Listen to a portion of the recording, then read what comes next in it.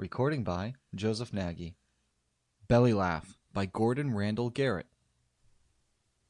Me? I'm looking for my outfit. Got cut off in that Holland tunnel attack. Mind if I sit down with you guys a while? Thanks. Coffee? Damn, this is heaven. Ain't seen a cup of coffee in a year.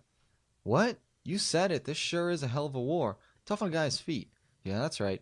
Holland tunnel skirmish. Where the Ruskies used that new gun. Uh-huh. God, it was awful. Guys popping off all around a guy and him not knowing why. No sense to it. No noise, no wound, just popping off.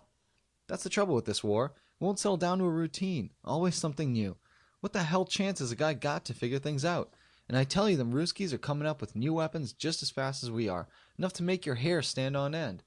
Sugar? Christ, yes. Ain't seen sugar for a year. You see, it's like this. We were bottled up in the pits around the tunnel for 7 damn days. It was like nothing you ever saw before. Oops, sorry. Didn't mean to splash you. I was laughing about something that happened there, to a guy. Maybe you guys would get a kick out of it. After all, we got to keep our sense of humor. You see, there was me and a Kentucky kid named Stillwell in this pit. Pretty big pit with lots of room. We were all alone. This Stillwell was a nice kid, green and lonesome, and it's pretty sad, really, but there's a yak in it. And as I say, we got to keep a sense of humor. Well, this Stillwell, a really green kid, is unhappy and just plain drooling for his gal back home. He talks about his mother, of course, and his old man, but it's the girl that's really on his mind, as you guys can plainly understand. He's seeing her every place, like spots in front of his eyes, nice spots doing things to him. When this Ruski babe shows up, my gun came up without any orders from me, just as she poked her puss over the edge of the pit, and Oh, thank you kindly. It sure tastes good, but I don't want to short you guys. Thank you kindly. Well, as I was saying, this Ruski babe pokes her nose over the edge of the pit, and Stillwell dives and knocks down my gun. He says, "You son of a bitch!" Just like that. Wild and desperate, like you'd say to a guy if the guy was just kicking over the last jug of water on a desert island. It would have been long enough for her to kill us if I hadn't had good reflexes. Even then, all I had to do was knock the pistol out of her hand and drag her into the pit. With her play bollocks, she was confused and bewildered. She ain't a fighter, and she sits back against the wall staring at us, deadpan with big, expressionless eyes. She's a plenty pretty babe, and I could see exactly what had happened as far as Stillwell was concerned. His spots had come to life in a very adequate form, so to speak.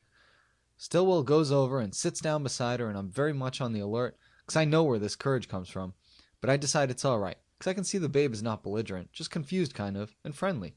And willing. Kind of a whipped little dog willing. And man, oh man, she was sure what Stillwell needed. They kind of went together like a hand in a glove. Natural-like.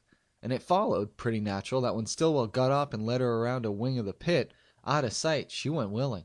Like that same little dog. Uh-huh. No, you guys, two's enough. I wouldn't rob you. Well, okay, and thanks kindly. Well, there I was, all alone, but happy for Stillwell, because I know it's what the kid needs. And in spots like that, what difference does it make? Yank, Ruski, Mongolian, as long as she's willing. Then you guys, Stillwell comes back out, wall-eyed, real wall-eyed, like being hit but not knocked out and still walking. I know what it is, some kind of shock. I get up and walk over, take a look at the babe where he left her, and I bust out laughing. I told you guys there was a yak in this. I laughed like a fool, it was that funny. As much as I had time to before Stillwell cracked. It was enough to crack him. The little thing that pushes a guy over the edge. He lets out a yell and screams, for Christ's sake, nothing but a bucket of bolts. Nothing but a couple of plastic lumps. That was when I hit him. I had to. He was for the birds, Stillwell was. An hour later, we got relieved and a couple of medicos carried him away, strapped to a stretcher, gone like a kite. They took that robot, too, and its clothes, but they forgot the brassiere. So I took it and I've been carrying it ever since, but I'll leave it with you guys if you want, for the coffee. Might make you think about home. After all, like the man says, we gotta keep our sense of humor. Well, so long, you guys, and thanks. End of Belly Laugh by Randall Garrett. Recording by Joseph Nagy at josephnagy.com. That's JOZEFNAGY.com.